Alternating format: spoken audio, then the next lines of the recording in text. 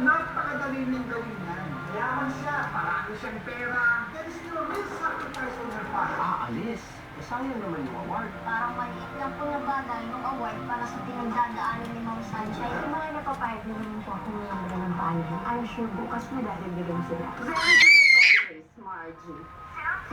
Ang reputasyon ng Sunshine na yan sa mga tao. Margie, ano ibig sabihin nito? Talaga ba magpinsa lang kayo ng boto niyo o magkasintahan kayo? Nakikita po ito. Pero hindi ko alam kung hanggang kailan ko mapipigilan ang aking sarili.